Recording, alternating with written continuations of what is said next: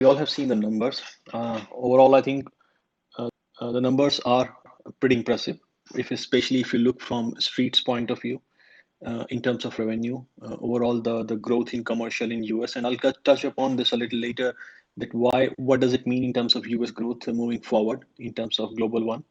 And we were discussing for last a few days that can they reach around 400 million or 380 million. I mean, we know that it was very ambitious, and we were pushing quite a lot our expectations. But to be fair, I think they came close to it. I think the call overall went smooth. So let me just take two numbers first. The first was the revenue growth, which was like 49% compared to what we had in the Q2 2020, which is pretty impressive by any standards. I mean, I think there's one comparison that has been drawn in past and will be drawn moving forward is the revenue growth numbers that Snow draws. I mean, and to be honest, I mean the revenue that Snow is fetching is superlative. It's very impressive.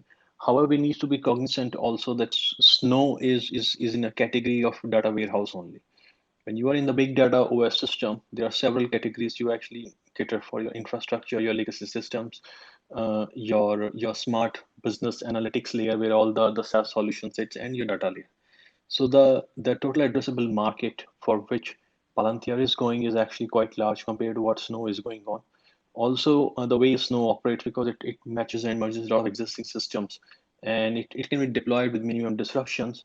I mean, the deployment is pretty straightforward and simple at times. It allows you to handle some low hanging fruits.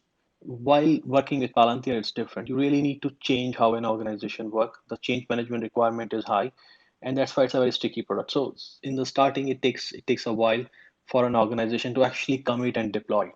You cannot work. That's not the idea that Palantir is deployed. That you're still working like you used to do before. And in the last 1 year, we have seen it very clearly that how in the crisis mode Palantir shines the most. So I think this is one difference we all have to keep in mind. It's not the idea that Palantir is deployed, that you're still working like you used to do before. And in the last 1 year, we have seen it very clearly that how in the crisis mode Palantir shines the most. So I think this is one difference we all have to keep in mind and be a bit patient with it. Second number, which I think is more important, is the commercial revenue that is shown a growth of 90% in US. So there are two things here: that US growth is strong, but what is happening on the global scale? So definitely, the global growth is not at 90% and far lower than this. Now, guys, uh, my view is following on this. See, I already discussed that in a solution like Palantir, you need a very strong change management. You need to change like how an organization work. Now, US in terms of a tech arena is still flexible compared to large and legacy organizations who are working in different parts of the world. What does it mean is that they normally go with companies which has been localized enough in their country, and they have a sense of familiarity with them. So Palantir is still in the early phase of that. Normally, what will happen is that Palantir will increase their local presence in a lot of these countries. They will hire a lot of local people who have existing relationship in these industries, and with time, they should do it. It has happened with every company, every tech company, that they start their growth in US, and eventually the world catch up with them as they start getting more and more localization. So the growth in US is start their growth in US, and eventually the world catch up with them as they start getting more and more localization. So the growth in US is technically a sign that moving forward we should see increased growth in the category of different countries also. It will be homogeneous, it will be heterogeneous. I think that will depend. uh, Another one which is very important is that with Palantir, when we invest in Palantir, we are making a bet on how the world will look like tomorrow. So, for example, like what Alex and Sham has said, that in 5 years down the line, the enterprise procurement will be very different. You will buy one finished product, and that product will help you in running the ERP across or providing you a big OS for enterprise end to end. Another approach which is dominant in industry today is building the bespoke solutions. That means you to decide what kind of partners you are going to select in, and with these partners you try and merge and to work to figure out the bespoke solution. It works in the first phase. It looks pretty nice, and there are reasons for that. Guys, one thing in the digital transition as well as in energy transition is that organizations most of the time running ahead of them. And I know this from my experience with working on large digital transition, energy transition projects with my previous employer in BCG. So normally what happens is the moment an organization declare that they are going to run a transition or transformation product, people in the organization overnight become digital experts as well as, I mean, know what to do. Now, in these kind of organization, the power play dictates in a way that, okay, everybody has to come along. So what happens that you get several uncoordinated digital projects starting a lot of places in the organization, which is very different. And at this particular time, what happens is you engage a lot of small partners and some POCs, pilots done, but integration become a big trouble. Palantir solution is not deployed in this way. And that's why in this particular phase or do it yourself phase, I think Palantir is not a partner with a lot of companies up there. However, in the also the research have shown that almost 87% of do-it-yourself AI ML solutions or big data solutions fail, so they never manage to scale up beyond POC and pilot. So there's a lot of business happening on this side, but relative results are not up to the mark.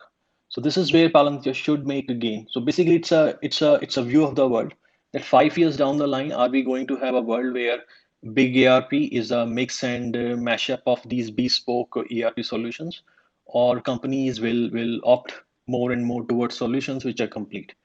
The another thing which will dictate inside it is, see, when an organization adopts data and digital transformation, it's exciting time. Everyone wants to be the part of it. And there is a distraction that means a lot of people forget that their core work is not digital and data. Their core work is still the service and the products and the widgets they have promised to their customers. And I think as we move through with quarters and annual results, people who are affected in organizations about it, I think they will get back to focus. So companies will realize more and more that they need these tools to deliver a certain task or results they have promised. It cannot become a distraction in itself. They cannot put a lot of organization resources into it along with the capital. So that should favor in terms of Palantir as a one big OS ERP solutions moving forward. So at this particular time, I personally think that the commercial rate across the commercial space outside, especially US, is not that high. And the reason for that is their presence is still very concentrated in US, and with time, they are moving in other countries. Of course, a couple of countries presence for some time now. For example, Japan, and so yeah, I think that is something which is different. But we need to see more and more presence. So the way it starts is, for example, you're working in a company in US and you are successful. So that company deploy the same solutions in its subsidiaries in the other part of the world. So for example, BP deployed Palantir to develop Alex, which is their digital twin in North Sea. So hopefully, I mean, we don't know the further details, but that's pretty much the same thing. They should deploy it in other part of worlds also. So this is how it starts radiating from one of the core markets. So it should improve. I think overall revenue booking was pretty impressive actually. I personally feel, and having seen that how revenue is booked over the process and goes through with every layer, I think probably they had chance to book slightly higher revenue, but they probably have sandbagged here because they were already beating all the estimates going forward. The number of customers they have increased is amazing, and one of the most important thing, and I always like it, and this is one of my key indicators looking Palantir is, are their existing customers spending more? And we saw that their top 20 customers have actually increased their spending by almost like 3 million annually. So that's a quite a important one. Also, I saw this first time they actually mentioned anything about the deals of the order of 1 million. Last year, when they got IPO, they said that we are looking for clients who are $5 million and above annually. We also know then they later on came with Palantir Unlock, Foundry for builders. But we never actually learned that have they done any $1 million deal. And they said that now in the Q2 2021, they did 62 deals of at least 1 million, which is indicative the results of these three programs. They haven't given the breakout like what's coming from how much, but whatever initiatives they have started since Q1 2021, at least we are seeing some early fruits out of it. Some of these deals are still pretty big, 5 million plus, 30 of them, and 21 of them is 10 million plus. That means we are also seeing that the client is realizing the alpha value they can create, and they're also realizing the value that getting a one end-to-end solution has its own benefit, especially when the company is in crisis. They also updated their guidelines looking forward, and yeah, I mean, in my personal view, I think they're still sandbagging a lot. They are consistently delivering like this growth of like 49%, 50% for last 2, 3 quarters. I don't see any reason personally that why it should stop. So they are also converting a lot of capex to opex. That means their revenues per quarter should become consistent. By the capex to opex, I mean is like if you remember when Palantir was started their commercial business in the starting, they used to take a big chunk of their fees because they were investing in the infrastructure and other things. So there a lot of fees comes as a part of their capex in the start, and then they charge as they go along with it. But as we saw in the last few months, that they are moving more towards that try first and pay later, which is telling that means the upfront cost or upfront money that is coming from customers is getting less, and they are paying as they are using it. So the in terms of revenue, that means we should see consistent revenue from existing services and existing clients, and the new contracts and new use cases should add on top. So in short, the meaning is that we should see consistent growth in revenue if they keep realizing these values. Let me take a pause here, guys, and let me ask my two close friends like Dom and Jacob to come on the stage and share their views. Okay, Dom, would you like to go first? Sure, sure. Thank you, and thank you for hosting this. I was very excited about all of the results. I was more excited about the transparency of some of the use cases, the new customer add-ons. You heard them name drop John Deere, Bass Pro. For people who don't understand the architecture of Foundry and what it truly can offer in any industry, I think that articulates it when you name retail stores and other things, that this software is the core operating system for businesses. And if you look at